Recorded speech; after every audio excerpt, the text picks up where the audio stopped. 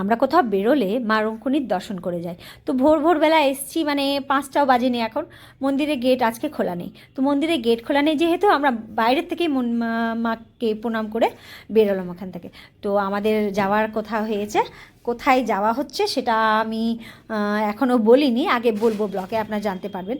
তো এটা হচ্ছে আমরা মায়ের দর্শন করে আমরা বেরোলাম।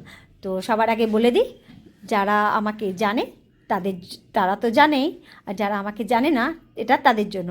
আমি সুপ্রীতি, ঝাড়খণ্ড থেকে। তো আমাদের হঠাৎ করে প্রোগ্রাম হলো, কারণ গুড ফ্রাইডের ছুটি একটা ছিল, তারপর স্যাটারডে, তারপর ছিল সানডে।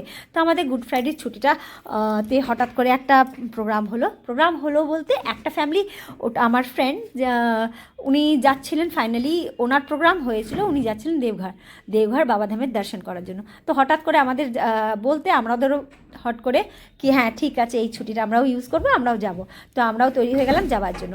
তো এটা হচ্ছে কি ঠাকুরের কপালে থাকলে যাওয়া হয়, আদারওয়াইজ অনেক তো মানুষ প্ল্যান করে কিন্তু প্ল্যানটা সাকসেস হয় না। তো এটা হট করে একটা প্ল্যান হলো, যে কারণে চট করে আমাদের যাওয়াটা হয়ে গেল। মানে বাবার শুধু মানে কপালে থাকলেই এটা হয়, যেটা বারবার রিপিট করছি আমি।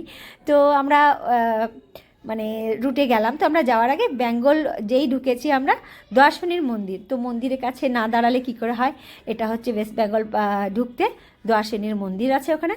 রাস্তায় আমরা দাঁড়িয়ে মায়ের মন্দিরে প্রণাম করলাম, মায়ের আশীর্বাদ নিলাম, আর তারপর কিছুক্ষণ ওখানে ওয়েট করে পাশাপাশি দৃশ্যটা খুব সুন্দর মনোরম দৃশ্য ছিল।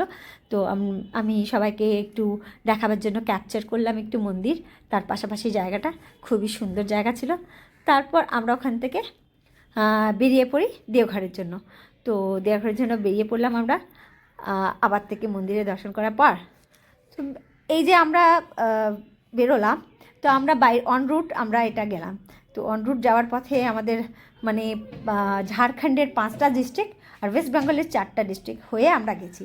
ওয়েস্ট বেঙ্গল আমরা ঝাড়গ্রাম, পুরুলিয়া, পশ্চিম বর্ধমান অ্যান্ড আসানসোল, এই 4টা ডিস্ট্রিক্টে টাচ করে গেছি। আর তার সাথে আমাদের 5টা ঝাড়খণ্ডের ডিস্ট্রিক্ট ক্রস করতে হয়েছে, যেটা হচ্ছে ইস্ট সিংভূম, বোকারো, ধানবাদ, জামতারা, দুমকা, দেওঘর পৌঁছেছি আমরা। মানে এই ওয়ে হয়ে আমরা গেছি।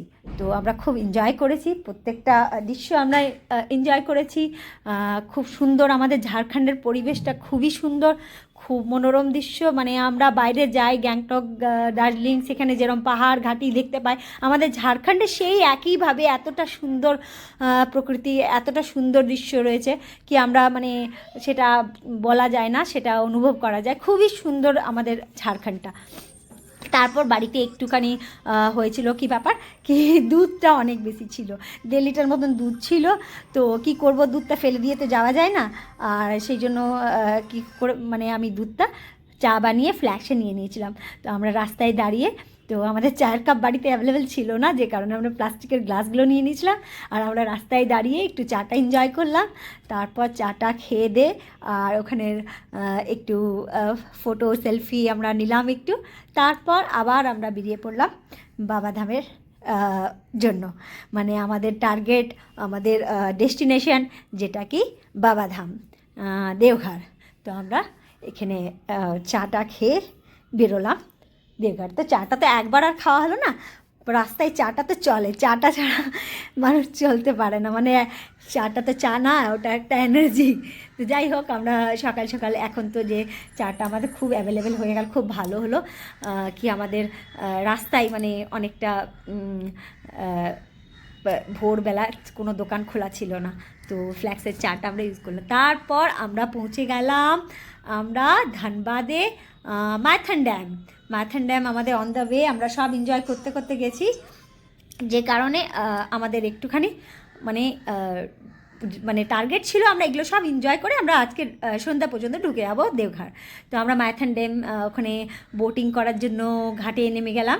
তো ঘাটটা খুব সুন্দর, একদম খুব সুন্দর পরিবেশ, খুব সুন্দর মানে প্রপারলি বানানো ছিল খুব সুন্দরভাবে। তো আমরা গিয়ে একটা পুরো কমপ্লিট মোটর বোট বুক করে নিচ্ছি, আমাদের দেরি হবে না বলে আমরা কমপ্লিট মোটর বোটটাই আমরা বুক করে নিলাম, যেটাতে 13 সিটার ছিল। তো আমরা ছিলাম 10 জন, আমরা পুরো বুকটা করে নিলাম, পুরোটাই কমপ্লিট তো এই মোটরবোটে করে আমরা একটা রাইড করি, খুব সুন্দর লাগে আমাদের ওখানটা, খুব এনজয় করেছে, বাচ্চারাও খুব ভালো এনজয় করেছে। তো এই একদিনের ট্রিপ বলে যদি কেউ বেরোয়, আর এই ধানবাদের মাইথন ড্যাম, আর পাশেই 3 কিলোমিটার পাশেই রয়েছে আপনার কল্যাণেশ্বরী মন্দির। 3 কিলোমিটার পাশে কল্যাণেশ্বরী মন্দির রয়েছে। মন্দিরে আমরা আপনারা ওখানে পুজো দিয়ে এই মাইথন ড্যাম এনজয় করে, মানে একটা পিকনিক স্পটের মতন কেউ যদি বেরোয়, ভাবে কি না আমি এই জায়গাটা টার্গেট করে একটা দিন পিকনিক করতে যাই, তো খুবই সুন্দর জায়গা। একদিনের মতন মানুষের সময়টা খুব সুন্দরভাবে কেটেছে। মন্দিরে পুজো করে তারপর মাইথন ড্যামে এসে ওখানে সারাটা দিন এনজয় করে তারপর বাড়ি যেতে পারি। তো এই কিছুগুলোর ছবি রয়েছে ড্যামের, আমি আপনাদের সাথে শেয়ার করলাম। তারপর চলে গেলাম 3 কিলোমিটার পরে কল্যাণেশ্বর মন্দির। কল্যাণেশ্বর মন্দিরে আমরা ভোগ টোগ কিনে নিলাম ওখানে ফটাফট করে দোকান থেকে। তারপর আমরা বেরিয়ে পড়লাম সোজাভাবে মন্দিরের জন্য। তো মন্দিরের জন্য আমরা বেরিয়ে পড়লাম, যে মানে প্রসাদ কিনলাম। তারপর আমরা সবাই একটু ডালা পুজো নিয়ে চলে গেলাম মন্দিরে। তো মন্দিরটা খুব সুন্দরই মানে বানানো, খুব পুরনো মন্দির, পুরাতন দিন, মানে একদিকে হচ্ছে ঝাড়খণ্ড, একদিকে হচ্ছে ওয়েস্ট বেঙ্গল। তো এটা হচ্ছে পশ্চিম বর্ধমান ডিস্ট্রিক্টে পড়ে। তো মন্দিরটা খুব সুন্দর, চারিদিকে প্রসাদের দোকান, আর যেভাবে থাকে মন্দিরের জায়গাতে প্রসাদের দোকান ভরা। তারপর মন্দির, এখানে দেখলাম অনেকগুলো বিয়ে হচ্ছে, মানে মন্দিরে হয়তো বিয়েও হয়, বলিও চড়ে, এই মন্দিরে বলি চড়ে। তো বলির প্রসাদ ওখানে লাগছিল, তো কিছুক্ষণ আমাদের দাঁড়াতে হয়, দিয়ে তারপর ভোগ লাগালো। বলি হয়ে যাওয়ার পরে আমাদের প্রসাদ পুজো হলো, তারপরে ধূপ টুপ দেখালাম আমরা ওখানটাতে, খুবই আনন্দ করলাম, ভালো লাগলো, মায়ের আশীর্বাদ নিলাম।